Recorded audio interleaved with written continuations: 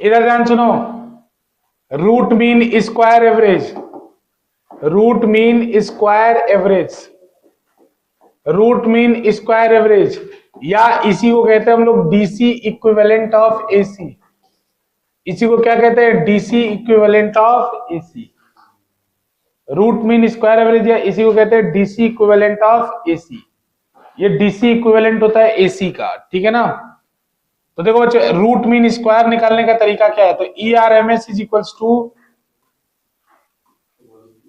Integration of E square D T 0 से 2 pi by omega upon D T 0 से 2 pi by omega. ये तरीका होता है, पहले स्क्वायर करना होता है फिर एवरेज निकालना होता है। जैसे वहां डायरेक्ट ईडीटी किए थे, यहां स्क्वायर करके करना है। अरे शुरू वाला लिख के बीच में कुछ लिख के लास्ट में आंसर लिख देना। एक दो स्टेप लिख लेना बस।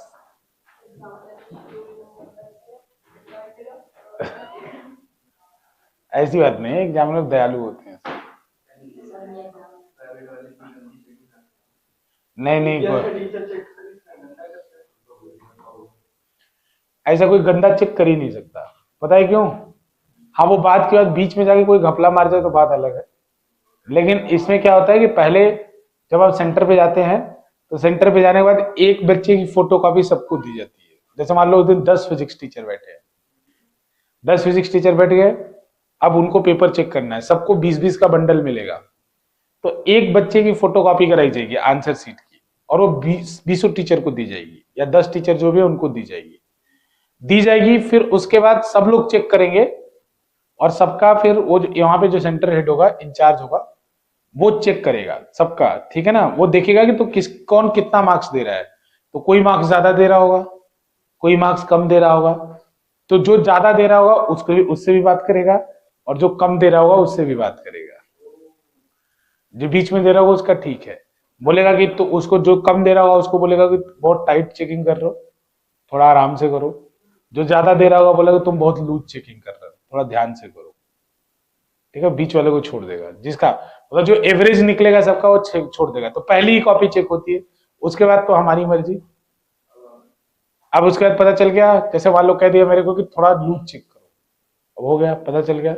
अब उसके बाद जो मैंने उड़ाया, अब वो क्या करता है सुनो, अब तुम्हारी 20 कॉपी चेक कर दी तुमने आज दिन की, वो कोई भी एक रैंडम कॉपी उठाएगा 20 में से। उसके बाद भी ऐसा नहीं होता कि सब सीबीएसई इस मामले में सिस्टमेटिक है। सीबीएसई फिर उसके बाद तो क्या करेगा, कोई भी एक 20 कॉपी तुम्हारी चेक हुई ना, तो जो सेंटर वो कोई भी रैंडम कॉपी उठा लेगा, 20 बंडल में से कोई भी रैंडम कॉपी निकालेगा। रैंडम कॉपी निकाल के फिर वो चेक करेगा उसको, फिर आपको उसमें बताएगा कि आपने देखो गलत किया है या सही किया, तो आपको फिर वो इंस्ट्रक्शन देगा।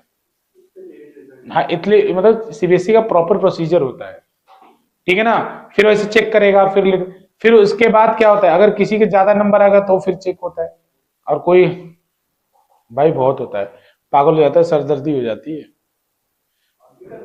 ना। इस बार जाऊंगा मैं, इस बार चेक करने जा रहा हूं मैं, इस बार जा रहा हूं मैं चेक। चलो इधर देखो, इधर इससे वैल्यू डाल दो, इसमें वैल्यू डाल दो। ई स्क्वायर 0 से 2 pi by omega, E square की वैल्यू कितनी होगी बच्चों? E naught square sine square omega T D T, और दिस डिवाइडेड बाई, बच्चों इसको डायरेक्ट 2 पाई बाई ओमेगा लिख दिया करो। डायरेक्ट जो ऊपर वाली लिमिट होती है वहीं आता है, जो सॉल्व करके देखेंगे उनका भी वहीं आएगा, 2 पाई बाई ओमेगा। अब देखो बच्चों, इसमें रूट से बाहर क्या क्या आ जाएगा? ये ई नॉट स्क्वायर इंटीग्रेशन से बाहर आएगा, तो ई नॉट स्क्वायर इंटीग्रेशन से बाहर आने के बाद रूट से भी बाहर आ जाएगा, तो ई नॉट ऐसे आ जाएगा। फिर अंदर क्या बचेगा? अंदर क्या बचेगा बच्चों? अंदर बचेगा sign square omega T D T, और ये क्या होगा? 0 से लेके 2 पाई बाई ओमेगा, और अंदर ये 2 पाई बाई ओमेगा बचेगा। समझ में आ रहा है? अब बताओ, जो मैथ पढ़े हो, साइन स्क्वायर थीटा का डिफरेंस इंटीग्रेशन कैसे होगा? बताओ उत्सव, कोई बताओ, मत बताओ, देख के तो बता ही दोगे। साइन स्क्वायर थीटा का इंटीग्रेशन कैसे होगा? बताओ रोशन। साइन स्क्वायर थीटा का इंटीग्रेशन कैसे होगा? देखो तुम लोग तो बायो वाले मैथ वाले का देखो। वाह रे प्रभु क्षमा करो।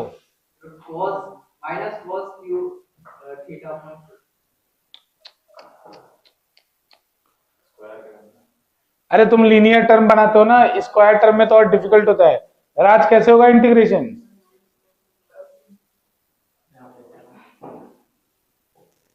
इसका इसका साइन स्क्वायर थीटा का।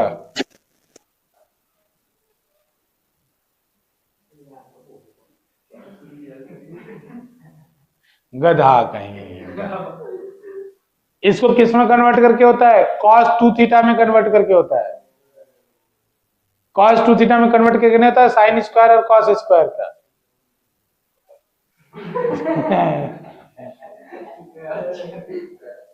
होता है कि नहीं होता है? अब देखो बच्चों तुम लोग चिंता मत करो, बायो वालों तो छोड़ दो, मैथ वालों को भी देख लो।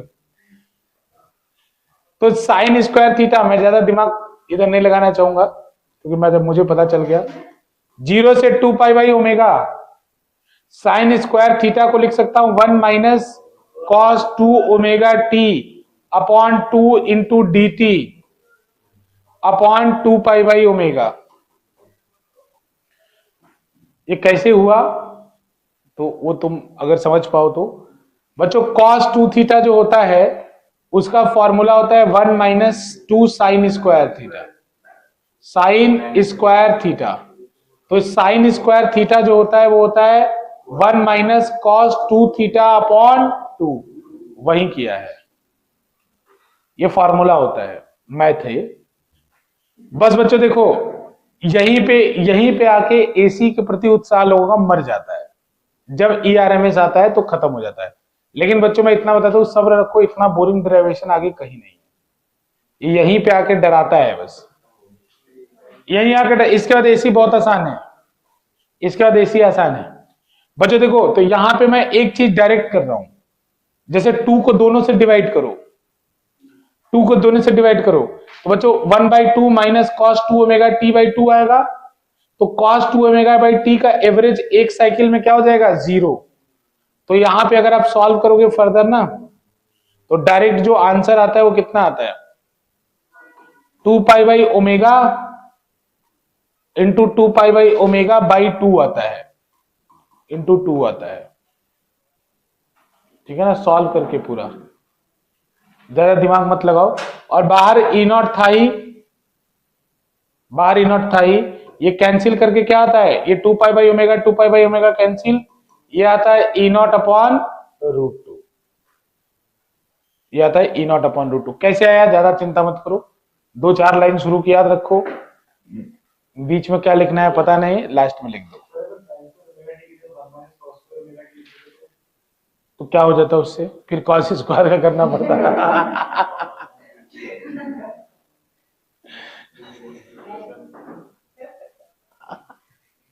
इसी प्रकार आसमान से गिरे और खजूर पे अटके, बस तुम एक लाइन का मेहनत और बढ़ा देते कि 1 का भी करते अलग से, फिर कॉस स्क्वायर का करते, उसको cos 2 थीटा डालते, 3 बार बढ़ जाता है इंटीग्रेशन। तुम करना है ऐसा ही,